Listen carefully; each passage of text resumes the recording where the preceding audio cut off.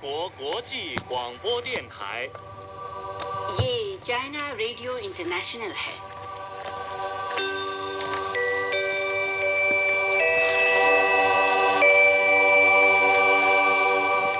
नमस्कार, ये China radio international है। श्रोता दोस्तों, अब हमारा हिंदी कार्यक्रम आरंभ होता है। आज के इस कार्यक्रम में समाचारों के बाद चीनी कहानी कार्यक्रम के तहत चीन की लोक कथाएं और चीनी उपन्यास पश्चिम की तीर्थ यात्रा प्रस्तुत किए जाएंगे। अब सुनिए आज के मुख्य समाचार। शी जिनपिंग और अब्दुल फतेह अल सीसी ने चीन और मिस्र के बीच राजनयिक संबंधों की स्थापना की 70वीं वर्षगांठ पर एक दूसरे को बधाई संदेश भेजा। कनाडा के प्रधानमंत्री और वांग यी की मुलाकात हुई। 15वीं पंचवर्षीय योजना अवधि के दौरान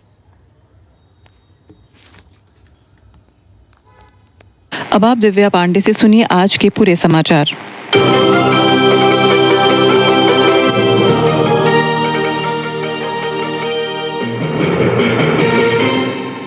30 मई को चीनी राष्ट्रपति शी जिनपिंग और मिस्र के राष्ट्रपति अब्दुल फतेह अल सीसी ने दोनों देशों के बीच राजनयिक संबंधों की स्थापना की 70वीं वर्षगांठ पर एक दूसरे को बधाई संदेश भेजा। शी जिनपिंग ने कहा कि मिस्र पीपल्स रिपब्लिक ऑफ चाइना के साथ राजनयिक संबंध स्थापित करने वाले पहले अरब और अफ्रीकी देशों में से एक है। राजनयिक संबंधों की स्थापना के बाद से 70 वर्षों में अंतर्राष्ट्रीय और क्षेत्रीय परिस्थितियों में आए बदलावों के बावजूद दोनों देशों ने हमेशा एक दूसरे का सम्मान किया है, एक दूसरे को बराबरी का दर्जा दिया है, एक दूसरे पर भरोसा किया है और एक दूसरे की मदद की है। चीन मिस्र संबंध विकासशील देशों के बीच मैत्रीपूर्ण सह अस्तित्व और एकजुटता का एक आदर्श बन गए हैं और चीन और अरब देशों के बीच तथा चीन और अफ्रीका के बीच सामूहिक सहयोग का एक प्रतिमान है। ये संबंध एक नए युग में साझा भविष्य समुदाय के निर्माण के लक्ष्य की ओर तेजी से आगे बढ़ रहे हैं। सीसी ने कहा कि इतिहास में मिस्र और चीन कंधे से कंधा मिलाकर खड़े रहे हैं। पिछले 70 वर्षों से दोनों देशों के नेताओं के संयुक्त मार्गदर्शन में मिस्र चीन संबंध निरंतर विकसित होते रहे हैं। मैं मिस्र चीन संबंधों में हासिल की गई महत्वपूर्ण उपलब्धियों की सराहना करता हूं और राष्ट्रपति शी जिनपिंग के साथ मिलकर द्विपक्षीय संबंधों को और बढ़ावा देने तथा और भी अधिक सफलताएं प्राप्त करने के लिए तत्पर हूं। उसी दिन चीनी प्रधानमंत्री ली छियांग और मिस्र के प्रधानमंत्री मुस्तफा मदबौली ने एक दूसरे को भी बधाई संदेश भेजा।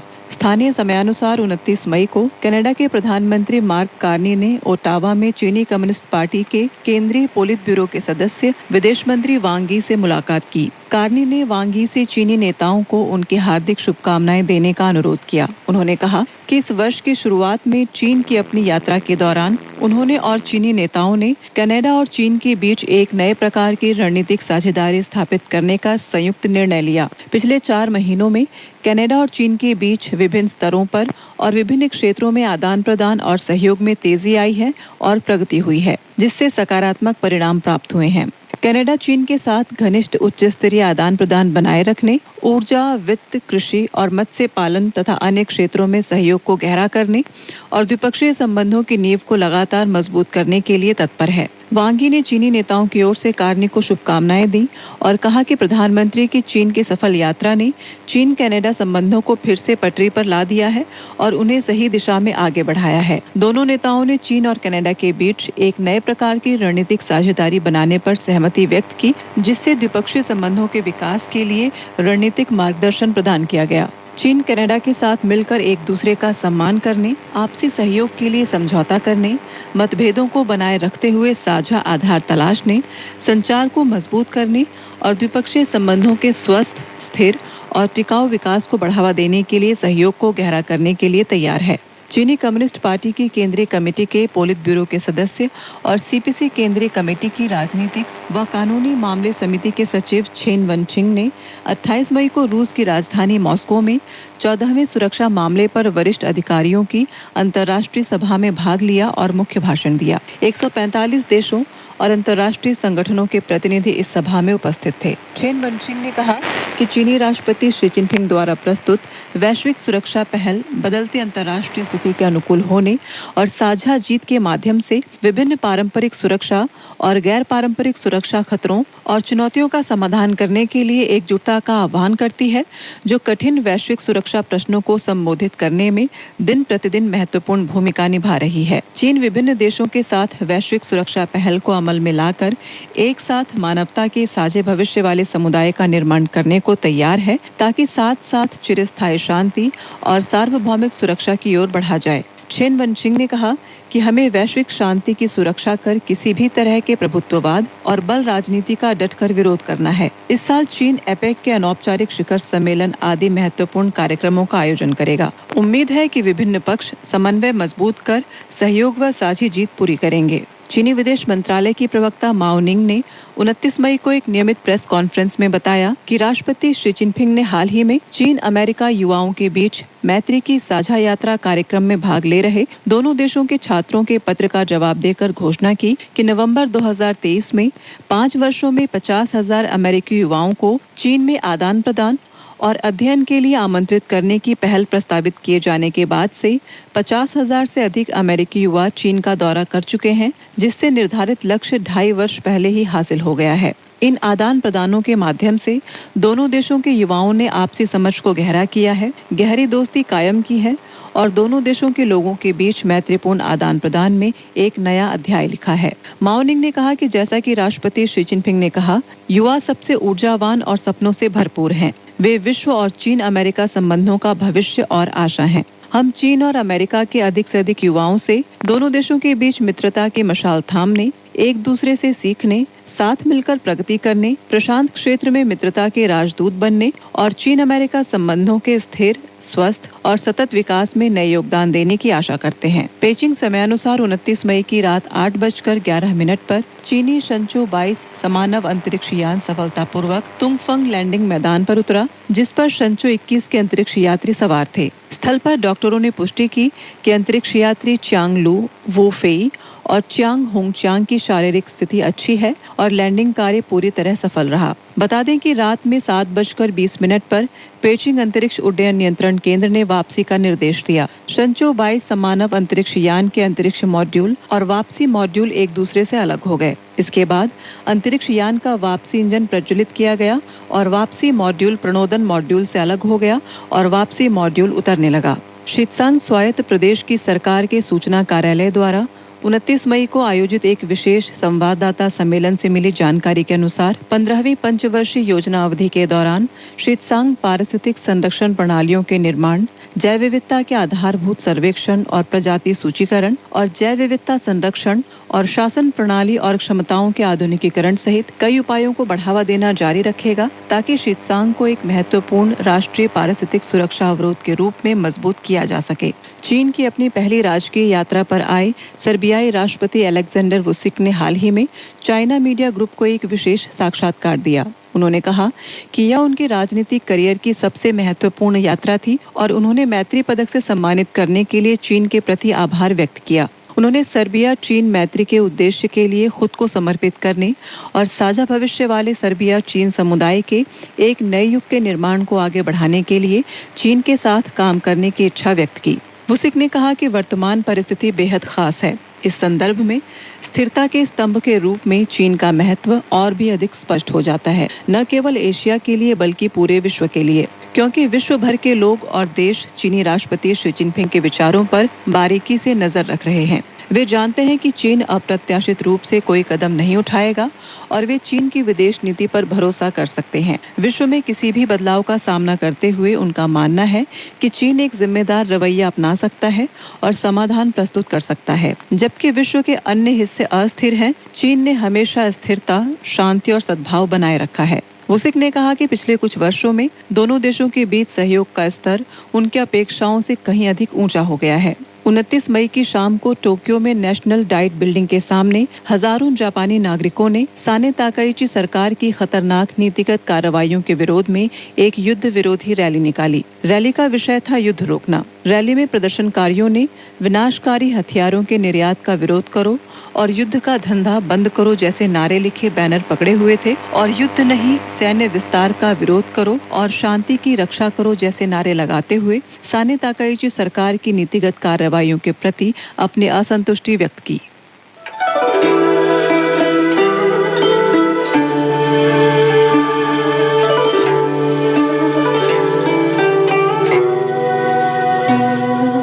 यह चाइना रेडियो इंटरनेशनल है। आप सुन रहे हैं अपनी दोस्त और होस्ट लीला भट्ट के साथ चीनी कहानी कार्यक्रम।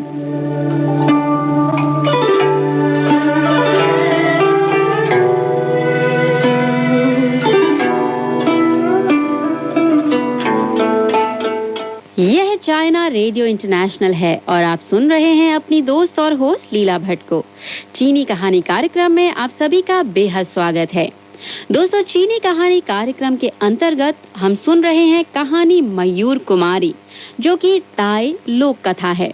दोस्तों, इस कहानी के पिछले अंक में हमने सुना था कि नान मालोना की तलाश में चाओ शुतुन पूरी ताकत और शिद्दत के साथ निकल पड़ता है। रास्ते में उसे महर्षि पालाशी मिलते हैं, जो उसे रास्ते में आने वाली मुसीबतों से अवगत कराते हैं। लेकिन चाओ शुतुन का बुलंद इरादा सुनने के बाद महर्षि पालाशी उसकी मदद के लिए एक बंदर को उनके साथ भेज देते हैं। दोनों नान मालोना की खोज में निकल पड़ते हैं, लेकिन रास्ते में एक जंगल में पहुंचने के बाद बंदर को आदमखोर पक्षी खा जाते हैं। लेकिन चाओ शुतुन का इरादा बेहद बुलंद है। वह तय करता है कि वह किसी एक पक्षी की पीठ पर बैठकर अपनी प्रियतमा नान मालोना से मिलने जाएगा। तो दोस्तों, कहानी में आगे क्या होता है, आइए जानने के लिए सुनते हैं कहानी का शेष भाग।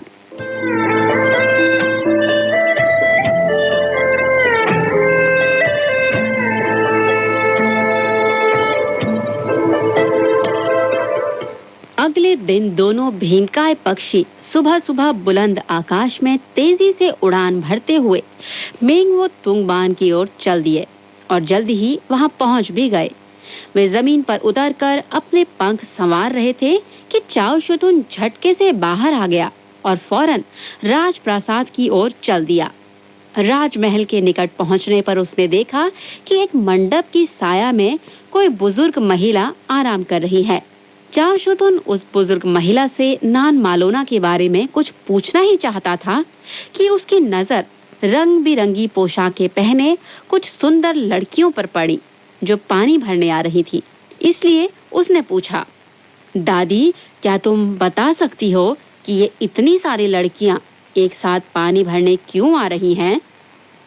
अरे नौजवान, बुजुर्ग महिला ने जवाब दिया, क्या तुम नहीं जानते कि 7वीं राजकुमारी मेंगबांचा से वापस लौट आई हैं और राजा ने उसकी मंगल कामना के लिए एक शानदार समारोह आयोजित करने का आदेश दिया है।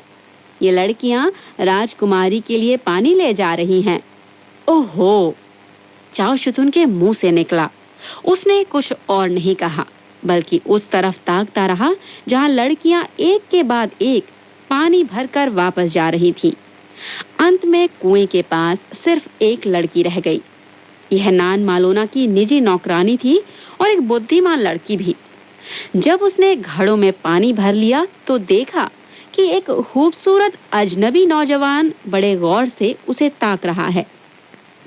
उसने नौजवान से बातचीत करने के विचार से ऐसा दिखावा किया मानो वह घड़ों को अकेले उठा ना पा रही हो, और इसलिए उसने मदद के लिए नौजवान को बुलाया। चाओ शुतुन खुशी से उसकी मदद को दौड़ा आया और घड़े को उठाने के लिए झुकते समय उसने जल्दी से नान मालोना द्वारा दिया गया बाजूबंद उसमें डाल दिया। स्वच्छ पानी के किनारे खिला फूल अवश्य सुंदर होता है, वह बोला। मैं यह अनुमान करने का साहस कर सकता हूँ कि जिन मालकिन की तुम सेवा करती हो वे जरूर अत्यंत रूपवती होंगी। मेरी कामना है कि इस पानी से नहाने के बाद उनके आंसू थम जाएं और उनकी हंसी दोबारा लौट आए। क्या तुम उन तक मेरा यह संदेश पहुंचा दोगी? लड़की शर्म से लाल हो गई। उसको यह बधाई कुछ अजीब सी लगी, इसलिए उसने नौजवान को गौर से देखा और कहा, भाई जी, आप कहाँ से पधारे हैं? आपकी बातें बड़ी अर्थपूर्ण हैं। क्या मैं किसी अन्य लोक से उतरी स्वर्ण मैना की मधुर वाणी सुन रही हूँ? हाँ, चाओ शुतुन बोला, तुम्हारा यह कहना सही है कि मैं दूसरे लोक से आया हूँ, पर वाक्पटुता मुझ में नहीं है। मेरी जबान तो केवल तुम्हारी स्वामिनी का बारंबार नाम लेना ही जानती है। तुम जल्दी जाओ और उनको मेरा संदेश दो। लड़की चाओ शुतुन की रहस्यपूर्ण बातों का सही मतलब निकालना चाहती थी, लेकिन राजकुमारी उसकी प्रतीक्षा में थी। इसलिए वह जल्दी लौट गई।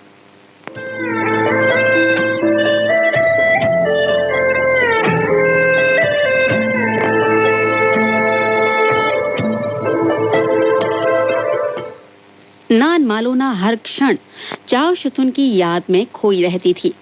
उसकी आंखों के सामने हरी भरी घास और ताजे सुगंधित फूल सभी मौजूद रहते थे, लेकिन वह केवल अपने प्रियतम को देखना चाहती थी। जब वह मधुमक्खियों को फूलों का चुंबन करते व रस पीते हुए देखती तो उसको अपना अकेलापन और ज्यादा खलने लगता तथा उसकी उदासीनता और बढ़ जाती थी। सुबह का कोहरा छंट जाता और ओस भी सूख जाती, मगर उसका पीड़ित हृदय वैसे ही सुलगता रहता। वह उस दिन की बाट जोहती रहती जब चाओ शुतुन से उसका पुनर्मिलन हो और वे दोनों साथ साथ सुखमय जीवन बिताएं। उस दिन जब उसका पिता उसकी मंगल कामना के लिए एक भव्य समारोह आयोजित कर रहा था, वह बड़ी उत्सुकता से आशा कर रही थी कि उस पर छिड़का जाने वाला पवित्र जल उसके तमाम दुखों को दूर कर देगा और चाओ शुतुन से पुनर्मिलन का दिन जल्दी ही आ जाएगा। उसी समय उसकी नौकरानी लौट आई और घड़े का पानी उसके सिर पर उंडेल दिया। राजकुमारी को महसूस हुआ कि जैसे उसकी कलाई से कोई चीज टकरा गई हो, और जब उसने उस चीज को जमीन पर पड़ा देखा तो उसके आश्चर्य का ठिकाना नहीं रहा। उसके मुंह से चीख निकलते निकलते रह गई। किस चीज ने राजकुमारी को इतना चौंका दिया? लड़की ने पूछा। मैं स्वप्न तो नहीं देख रही हूँ। देखो, जमीन पर मेरा बाजूबंद पड़ा हुआ है। यह यहाँ कैसे आ गया? आपकी आंखें आपको धोखा नहीं दे रही हैं। सचमुच यह आपका ही बाजूबंद है। मैं आग के गुब्बारे को उड़ते हुए देख सकती हूँ, लेकिन इसे सुलगाने वाले व्यक्ति को नहीं देख सकती। मैं अपने सम्मुख प्रेम द्योतक कसीदा युक्त बटुआ देख सकती हूँ, लेकिन हाय, बटुआ गिराने वाला वह आदमी अब कहाँ है? मालकिन, इस समय जबकि मैं आपको नहला रही हूँ, आपने गुब्बारे और बटुए की बात क्यों छेड़ दी? प्यारी सखी, मुझे बताओ कि यह बाजूबंद कहाँ से आया? क्या यह संभव नहीं कि यह कुएं से पानी के साथ ही घड़े में चला आया हो? नहीं नहीं, मैं विनती करती हूँ, मुझे बताओ यह किसने दिया तुमको? बेचारी नौकरानी उलझन में पड़ गई। वह सोचने लगी, क्या इसमें सचमुच कोई अजीब बात है? फिर उसने नान मालोना को सारी घटना बता दी कि जब वह पानी भरने गई थी तो किस तरह एक नौजवान से मिली और उस नौजवान ने उससे कैसी कैसी अजीब बातें की। यह सुनते ही नान मालोना उठ खड़ी हुई और नंगे पांव भागकर सीधे राजा रानी के पास गई। उसकी आंखों में खुशी के आंसू छलछला आए थे। मेरे पति यहाँ आ पहुंचे हैं, वह हांफते हुए चिल्ला पड़ी।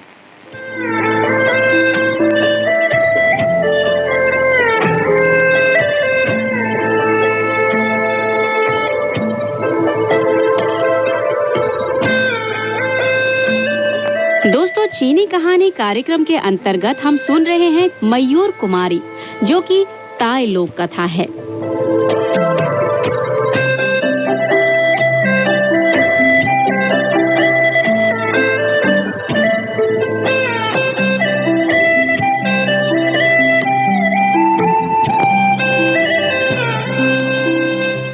पानी भरने वाली उस लड़की के जाने के बाद चाओ शुतुन उसी जगह तब तक घूमता फिरता रहा जब तक उसको पहचान कर राजा के सम्मुख नहीं ले जाया गया।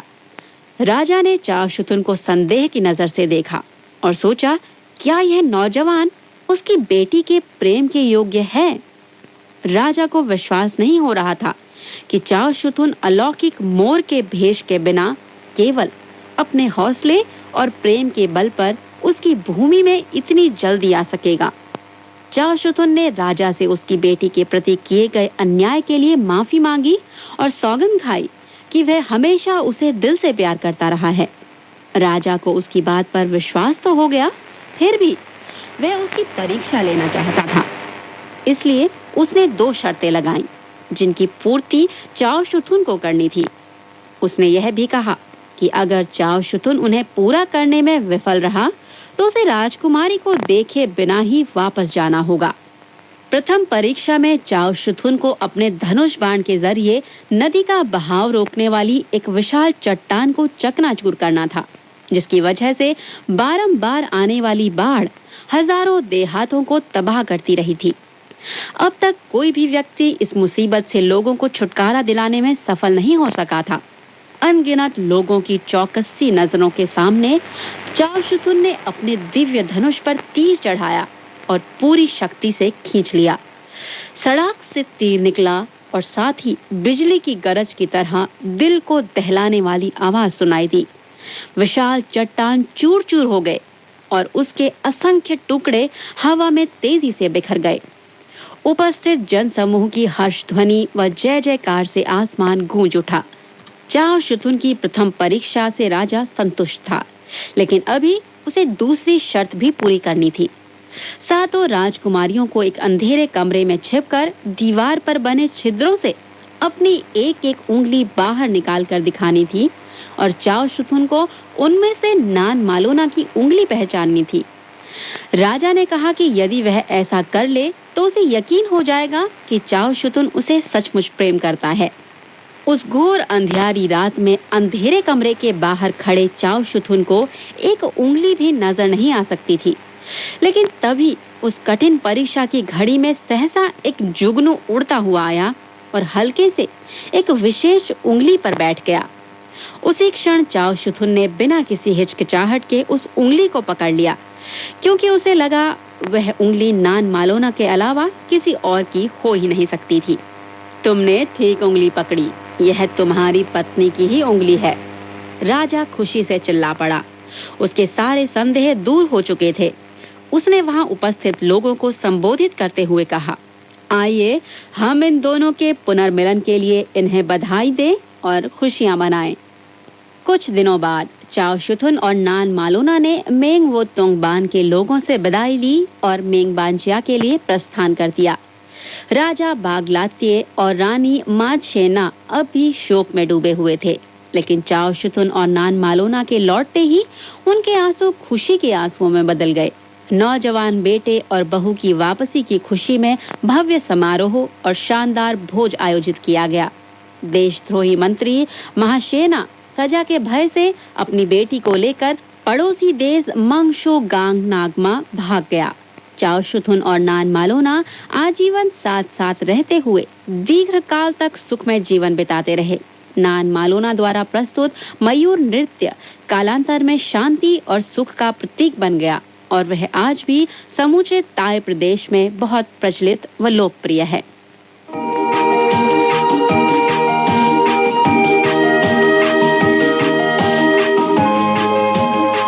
तो दोस्तों, यह थी हमारी कहानी मयूर कुमारी, जो कि ताई लोक कथा है। उम्मीद करती हूँ कि आपको हमारी यह कहानी पसंद आई होगी।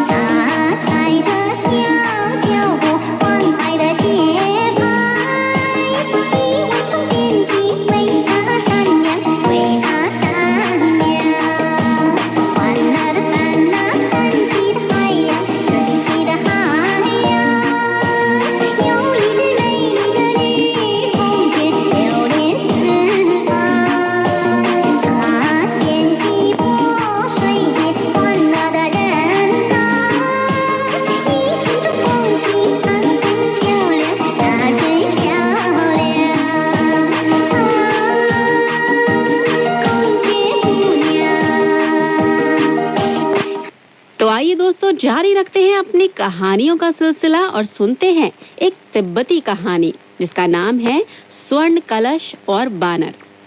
बहुत पुरानी बात है। किसी जगह दो आदमी रहा करते थे। उनकी आपस में गहरी दोस्ती थी। एक दिन वे दोनों खाने योग्य जड़ खोदने के लिए एक पहाड़ पर गए। जड़ खोदते समय उनको सोने का एक चमचमाता कलश मिला। उनमें से एक व्यक्ति उस कलश को अकेले ही ले लेना चाहता था, जबकि दूसरा व्यक्ति जो ईमानदार और उदार था उसे दो हिस्सों में बांटना चाहता था ताकि वह अपना हिस्सा गरीबों को दान कर सके। जो व्यक्ति अकेले ही उस कलश को हड़प लेना चाहता था, उसने कहा, प्यारे भाई, मुझे विश्वास नहीं कि यह कलश सोने का है। भला यह कैसे हो सकता है कि कोई आदमी सोने का कलश पहाड़ में गाड़ दे?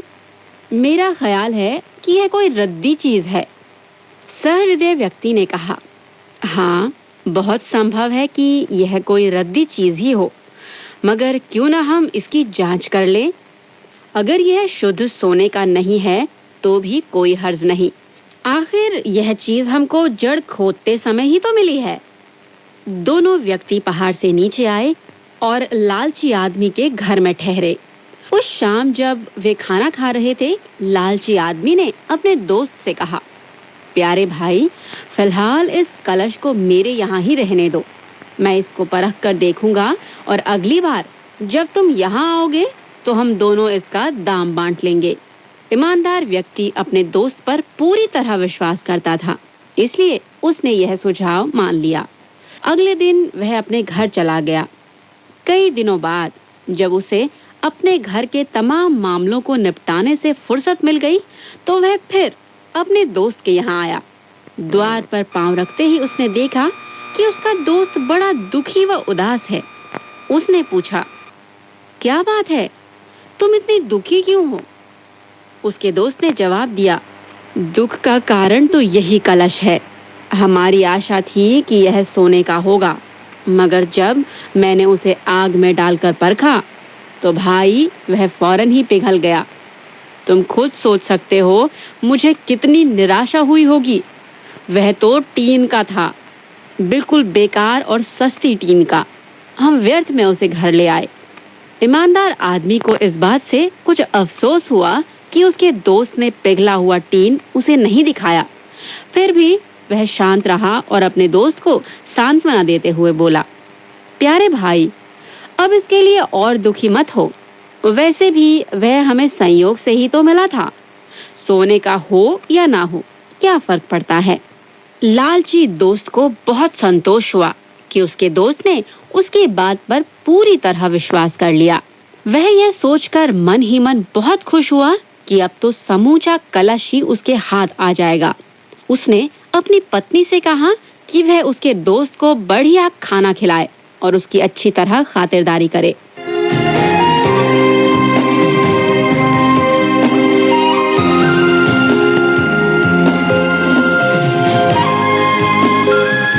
दोस्तों, चीनी कहानी कार्यक्रम के अंतर्गत हम सुन रहे हैं एक तिब्बती कहानी जिसका नाम है स्वर्ण कलश और बानर।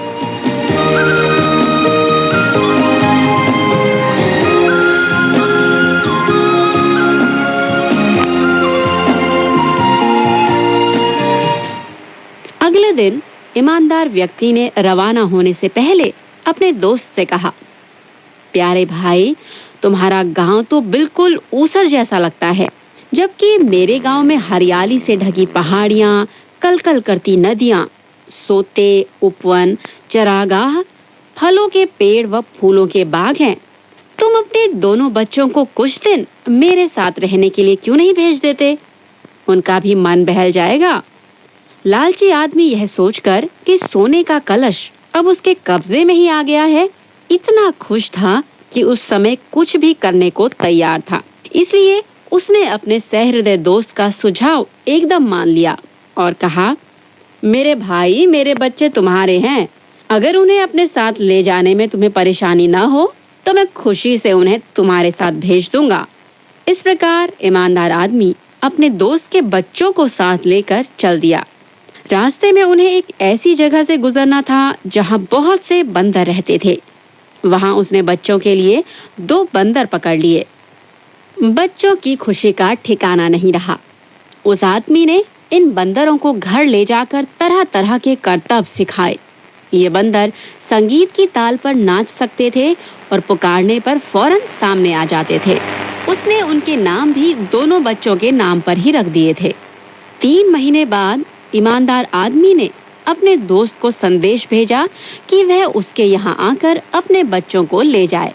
जिस दिन उसका दोस्त आने वाला था, उस दिन उसने दोनों बच्चों को फल तोड़कर लाने पहाड़ पर भेज दिया। जब उसका दोस्त आया तो वह उदास होकर उससे मिला और बोला, आह, मैं बहुत शर्मिंदा हूँ मेरे दोस्त, मैं किस मुंह से तुम्हें बताऊं? प्यारे भाई, लालची दोस्त ने पूछा, आखिर बात क्या है? तुम इतने दुखी क्यों हो? आह, मेरी समझ में नहीं आता कि मैं तुम्हें कैसे बताऊं। कितने अफसोस की बात है। ईमानदार आदमी ने जवाब दिया, सचमुच बात ही कुछ ऐसी है कि कहने के लिए मुझे शब्द नहीं मिल रहे हैं।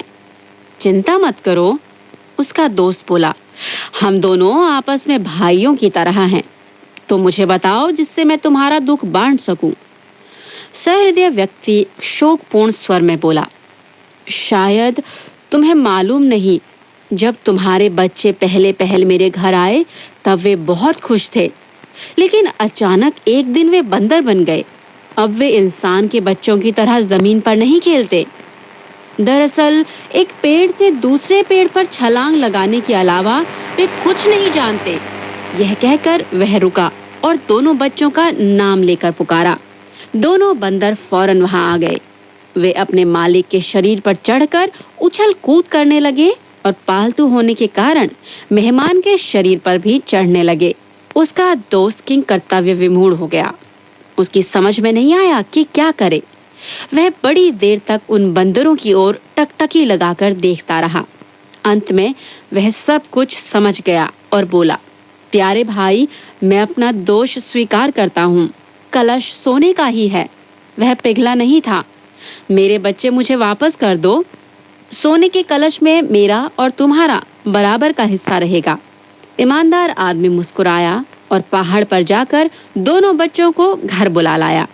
अगले दिन उसका दोस्त उसे अपने घर ले गया और दोनों ने सोने का कलश आधा आधा बांट लिया।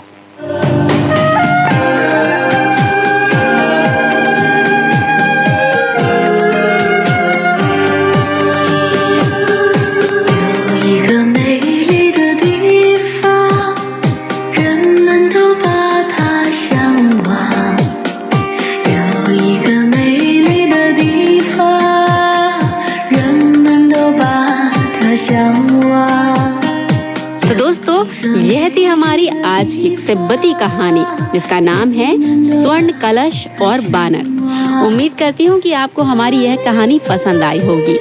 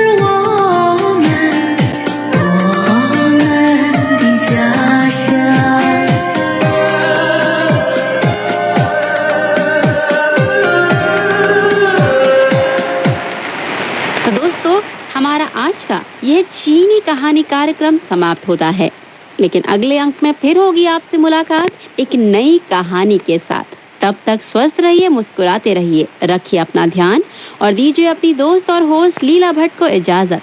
नमस्कार, बाय बाय, जय जय।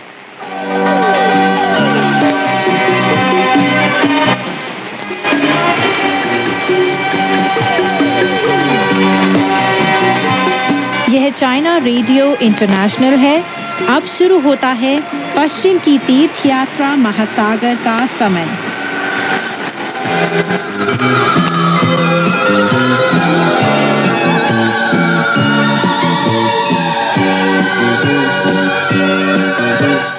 नमस्कार दोस्तों, पश्चिम की तीर्थ यात्रा सुप्रसिद्ध चीनी उपन्यास लेकर हाजिर हूँ मैं मैत्री शर्मा। आज की कहानी इस प्रकार है। दोस्तों, अब तक आपने कहानी में सुना कि वानर को एक संदेश वाहक मिला जिसने बताया कि उसके राजा ने फुरफुरिया राज्य से युद्ध करने का ऐलान करने के लिए उसे भेजा है। यह सुनकर मौका मिलते ही वानर ने उसे मार डाला। चलिए दोस्तों, कहानी को आगे बढ़ाते हैं और सुनते हैं कहानी में आगे क्या हुआ। दैत्य को मारकर वानर ने पूछा, गुरुदेव कहाँ हैं? शूकर ने जवाब दिया, सिंहासन महाकक्ष में राजा से बातें कर रहे हैं। वानर बोला, जाओ उनसे बाहर आने को कहो। शूकर तेजी से सिंहासन महाकक्ष में जा पहुंचा। शूकर के इशारे पर सांचांग उठ खड़ा हुआ और वानर से मिलने तुरंत बाहर आ गया। युद्ध घोषणा दस्तावेज को गुरुदेव की आस्तीन में डालते हुए वानर बोला, गुरुदेव जरा इसे तो देखिए, पर राजा को मत दिखाइए। अभी उसकी बात पूरी भी नहीं हुई थी कि राजा भी सिंहासन महाकक्ष से बाहर निकल आया और वानर का अभिवादन करते हुए बोला, परम पावन भिक्षुवर, परम पूजनीय महोदय, दैत्य को पकड़ने का कार्य कैसा चल रहा है? वानर ने जवाब दिया, क्या सीढ़ियों के पास पड़ा यह दैत्य का शव नहीं है? उसे मैंने ही मारा है। राजा बोला, ठीक है, यह तो एक प्रेतात्मा का शव है, लेकिन यह अनिष्टकारी नक्षत्र अनुकूलक नहीं है। हम 2 बार उसे अपनी आंखों से देख चुके हैं। उसका कद 18 हाथ लंबा और कंधे 9 हाथ चौड़े हैं। उसका चेहरा सोने की तरह दमकता है और आवाज बिजली की तरह कड़कती है। वह इस नन्हे पाप आत्मा जैसा हरगिज नहीं है। राजा की बात सुनकर वानर ने कहा, राजकुल श्रेष्ठ की बात बिल्कुल ठीक है। यह उस दैत्य का शव नहीं है। यह तो एक नन्हे संदेश वाहक दैत्य का शव है जो मुझे अचानक ही मिल गया था। राजा ने प्रशंसा की, बहुत खूब, बहुत खूब। यह आपकी पहली सफलता है। लोगों को हम अक्सर भेजते रहे हैं यह जानने के लिए कि वहाँ क्या हो रहा है, लेकिन अब तक वे किसी बात का पता नहीं लगा पाए। परम पावन भिक्षुवर, आप अभी वहां गए और एक दैत्य को पकड़कर भी ले आए। आप में सचमुच दैवी शक्तियां मौजूद हैं। सुनो, कुछ गर्मा गर्म मदिरा ले आओ और इन परमादरणीय महानुभावों को दो। मदिरा की बात सुनकर वानर बोला, मदिरा की बात छोड़ दीजिए। मैं आपसे यह पूछना चाहता हूँ कि स्वर्ण प्रसाद महारानी अपनी कोई निशानी भी छोड़ गई है? अगर छोड़ गई है तो उसे मुझे दे दीजिए। निशानी शब्द से राजा के सारे जख्म फिर से हरे हो गए। वानर बोला, राजकुल श्रेष्ठ, आप खुद तो सुरक्षित हैं, फिर इतना परेशान क्यों होते हैं?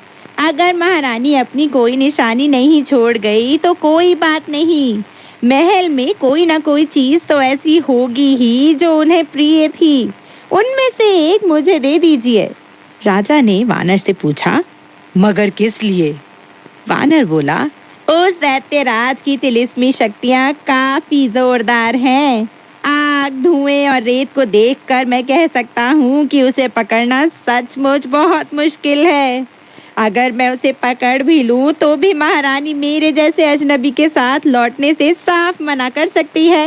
मेरे पास उसकी कोई प्रिय वस्तु होनी चाहिए ताकि वह मुझ पर विश्वास कर सके और मेरे साथ लौटने को तैयार हो जाए। यही वजह है कि मैं आपसे उनकी कोई प्रिय वस्तु मांग रहा हूँ। राजा ने झट से जवाब दिया, उसके श्रृंगार कक्ष के अंदर सोने के 2 कंगन पड़े हैं जिन्हें वह पहना करती थी। उन्हें उसने उसी दिन उतारा था क्योंकि उस रोज ड्रैगन नौका महोत्सव था और वह अपनी कलाइयों में सोने के कंगनों की जगह रंग बिरंगे धागों को बांधना चाहती थी। यही उसकी प्रिय चीज थी। ये उसकी श्रृंगार मेज पर रखे हुए हैं। जब से वह यहाँ से गई है, हम उन कंगनों को देखते ही परेशान हो जाते हैं। उन्हें देखने का मतलब है उसके सुंदर रूप को निहारना। उन्हें देखकर हम पहले से भी कहीं ज्यादा अस्वस्थ हो जाते हैं। वानर ने जवाब दिया, स्वस्थ होने की बातें छोड़िए, कंगन जल्दी मंगवा दीजिए। राजा ने जेड प्रासाद महारानी को आदेश दिया कि वह दोनों कंगन ले आए। महारानी ने कंगन राजा को दे दिए। उन्हें देखते ही राजा बार बार पुकारने लगा, मेरी प्यारी महारानी, मेरी स्नेहमय महारानी। फिर उसने कंगन वानर को दे दिए। वानर ने उन्हें अपनी कलाई में पहन लिया। महान मनीषी के पास इतना समय नहीं था कि वह खुशी मनाने के लिए मदिरा पीने रुकता। अपने मेघयान पर सवार होकर वह तेजी से एक श्रृंगी पर्वत पर लौट गया। वह सीधा गुफा महल की तरफ चल दिया। जब वह वहां जा रहा था तो उसे शोर की आवाज सुनाई दी। वह रुका और सावधानी से चारों तरफ देखने लगा। अलग अलग तरह के लगभग 500 सैनिक श्रृंगश्वान गुफा के प्रवेश दरवाजे की रक्षा कर रहे थे। जब वानर ने यह सब देखा तो उसे करीब जाने की हिम्मत नहीं हुई। वह उल्टे पांव लौट गया। क्या आप जानना चाहेंगे कि उसने ऐसा क्यों किया? इसलिए नहीं कि वह डर गया था, बल्कि वह लौटकर ठीक उसी जगह जा पहुंचा जहां उसने नन्हे दैत्य को मारा था और पीली पताका और घड़ियाल छिपाए थे। इन दोनों चीजों को उठाकर उसने ताली बजाकर मंत्र पढ़ा और जो कुछ वह बनना चाहता था वह बनने की इच्छा मन में लेकर अपने शरीर को झकझोरा और गमनागमन का रूप धर लिया। फिर वह घड़ियाल बजाता हुआ सीधा श्रृंगश्वान गुफा की तरफ चल पड़ा। अभी वह गुफा के आकार प्रकार को देख ही रहा था कि उसने एक वन मानुष को यह कहते सुना, गमनागमन, क्या तुम वापस आ गए हो? हाँ, वानर ने जवाब दिया। वन मानुष बोला, जल्दी जाओ, हमारे राजा तुम्हारे संदेश का इंतजार कर रहे हैं। जैसे ही वानर ने यह सुना वह अपना घड़ियाल बजाता हुआ और चारों तरफ देखता हुआ मुख्य दरवाजे से जल्दी जल्दी अंदर चला गया। वहां उसने देखा कि कक्षों और महाकक्षों को उभरी चट्टान को तराश कर बनाया गया है। दोनों तरफ दुर्लभ और मूल्यवान पुष्प खिले हुए थे, जबकि चारों तरफ प्राचीन सरों और गगनचुंबी चीड़ के पेड़ खड़े थे। अंदर के दरवाजे से अंदर जाकर उसने अचानक ऊपर देखा तो उसे एक मंडप नजर आया जिसमें 8 खिड़कियों से रोशनी आ रही थी। मंडप में सोने से मढ़ी हुई एक शानदार कुर्सी रखी हुई थी जिस पर एक दानवराज सीधा बैठा हुआ था। वह सचमुच बहुत भयानक था। जब वानर ने प्रेतात्मा को देखा तो उसने दैत्य के प्रति बिल्कुल उपेक्षा का बर्ताव किया और जरा सा भी सम्मान नहीं दिखाया। वह किसी और तरफ देखता रहा और अपना घड़ियाल बजाता रहा। दानवराज बोला, तो तुम वापस आ गए हो? वानर ने उसकी बात का कोई जवाब नहीं दिया। दानवराज ने फिर से एक बार कहा, गमनागमन, तुम वापस आ गए हो? तब भी उसे वानर का कोई जवाब नहीं मिला। तब दानवराज ने उसके करीब जाकर उसकी बाह पकड़ ली और बोला, अभी तक घड़ियाल क्यों बजाते जा रहे हो? क्या यह नहीं जानते कि तुम घर लौट गए हो? मेरे सवाल का जवाब क्यों नहीं दे रहे हो? क्यों से आपका क्या मतलब है महाराज?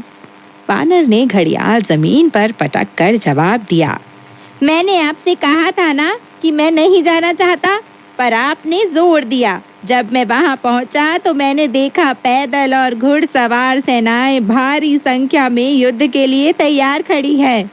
जैसे ही उन्होंने मुझे देखा वे जोर से चिल्लाए, इस दानव को गिरफ्तार कर लो, गिरफ्तार कर लो। वे मुझे घसीटते धकेलते हुए शहर में ले गए जहां मैंने उनके राजा को देखा। राजा ने आदेश दिया कि मेरा सिर उड़ा दिया जाए, लेकिन भाग्यवश दोनों तरफ खड़े उनके सलाहकारों ने सलाह दी कि 2 पक्षों की लड़ाइयों में दूत का वध नहीं किया जाता, इसलिए मैं बच गया। उन्होंने तो युद्ध की घोषणा स्वीकार कर ली थी और मुझे शहर के बाहर तक पैदल चलाया। अपनी सेना के सामने 30 कोड़े मारे और वापस लौटकर आपको सूचित करने के लिए छोड़ दिया। वे लोग जल्दी ही आपसे लड़ने के लिए यहाँ आने वाले हैं।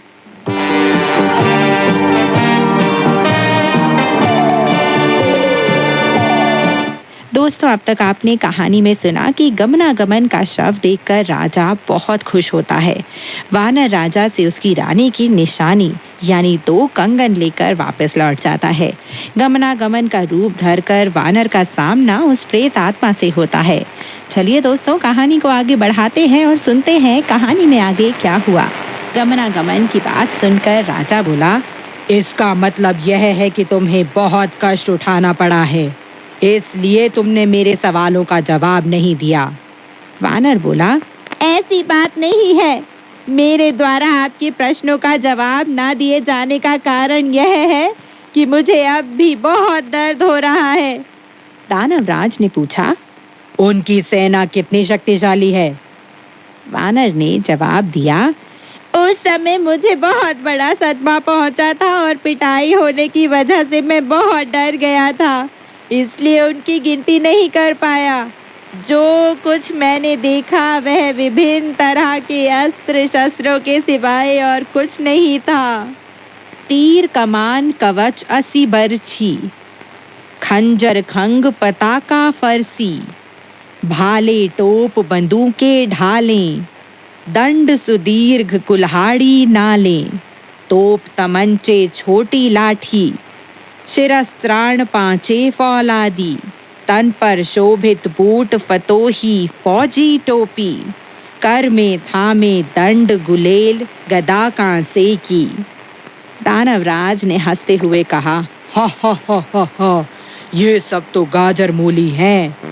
ऐसे हथियार तो केवल एक ही अग्नि ज्वाला में खत्म किए जा सकते हैं। जाओ, स्वर्ण प्रासाद महारानी से यह बात कह दो और उसे बता दो कि वह ज्यादा परेशान ना हो।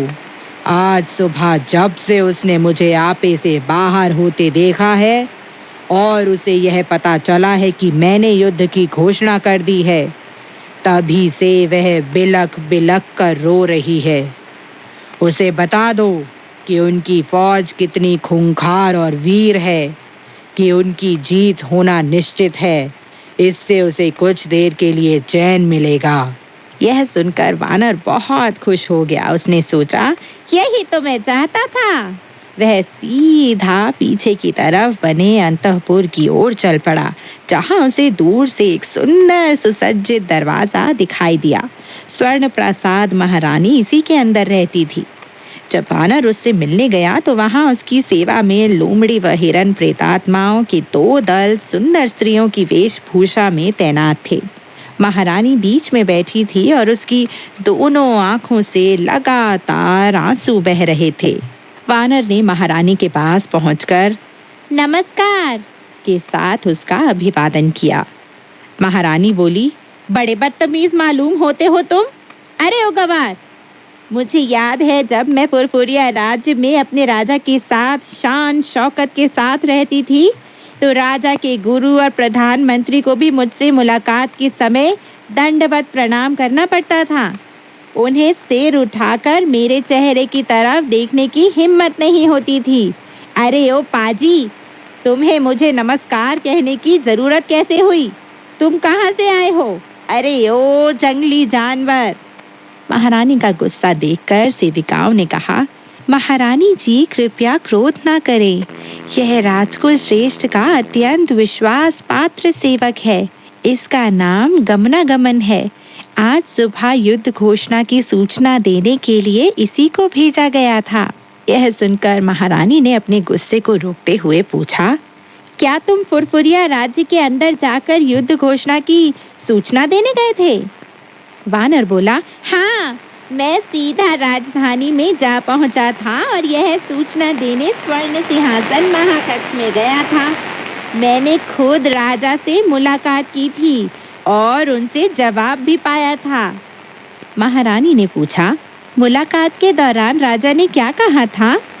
वानर ने जवाब दिया, युद्ध व सैन्य विन्यास के बारे में जो कुछ उन्होंने कहा वह मैं महाराज को बता चुका हूँ, लेकिन फुरफुरिया नरेश ने जो आपको बहुत याद करते हैं, आपके लिए एक विशेष संदेश भेजा है।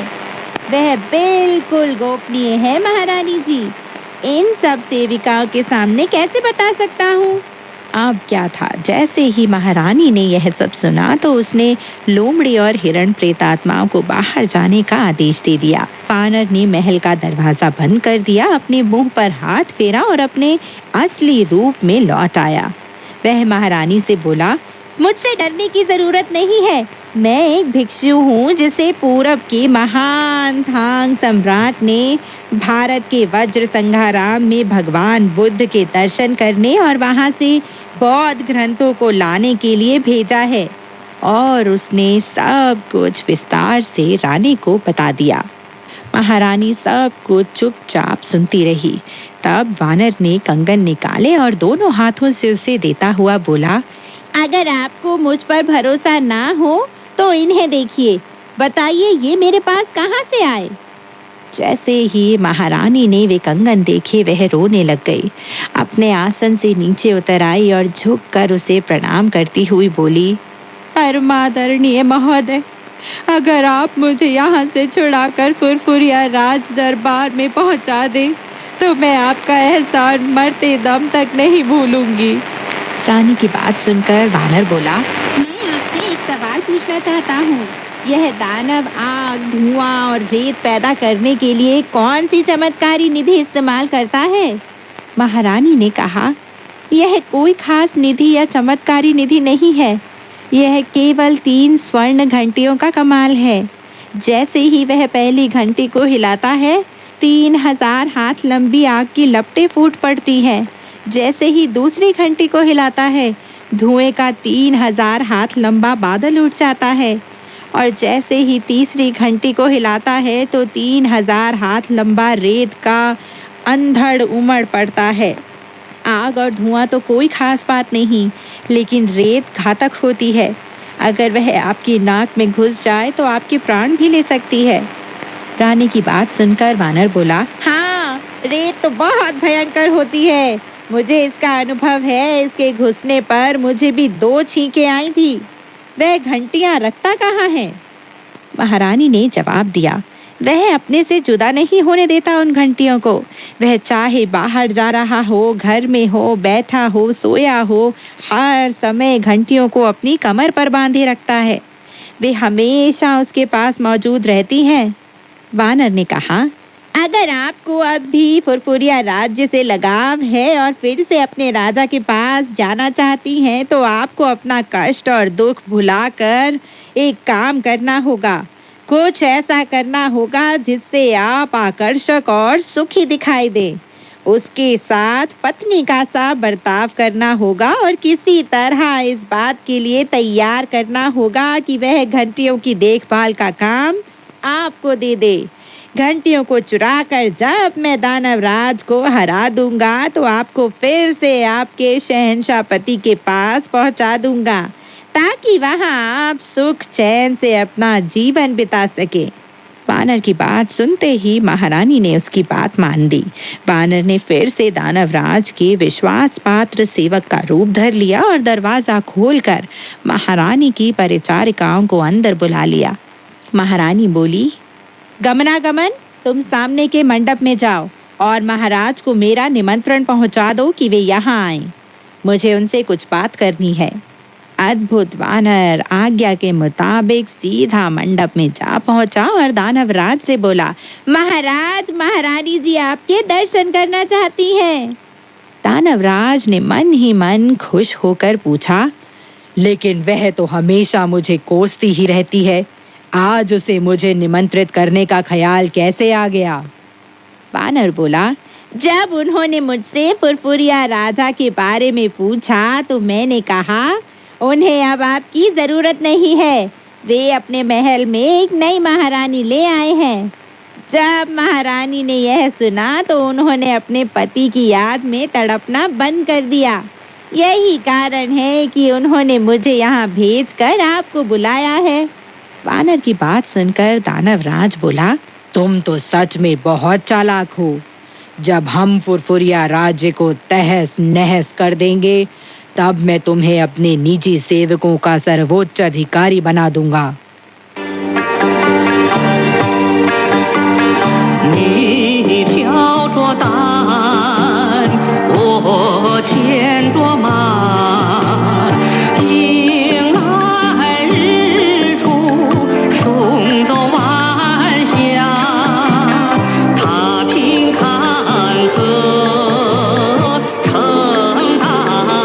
तो दोस्तों, आज की कहानी यहीं तक। आगे की कहानी लेकर मैं मैत्री शर्मा फिर हाजिर होंगी। तब तक के लिए नमस्कार, बाय बाय।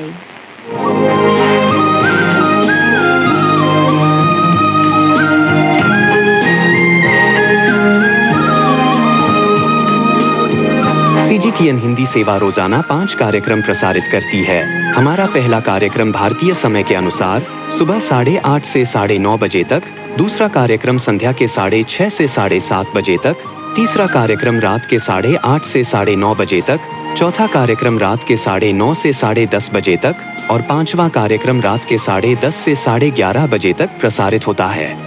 कार्यक्रमों के मीटर बैंड इस प्रकार है: सुबह 8:30 से 9:30 बजे 13,720 किलोहर्ट्ज, शाम 6:30 से 7:30 बजे 9,635 किलोहर्ट्ज, रात 8:30 से 9:30 बजे तक 7,225 किलोहर्ट्ज, रात 9:30 से 10:30 बजे 7,395 किलोहर्ट्ज, रात 10:30 से 11:30 बजे 1,269 किलोहर्ट्ज। अब इंटरनेट पर सीजीटीएन की हिंदी वेबसाइट भी खुली हुई है। इसे देखने के लिए हम आपका हार्दिक स्वागत करते हैं। हमारी वेबसाइट का पता है hindi.cgtn.com।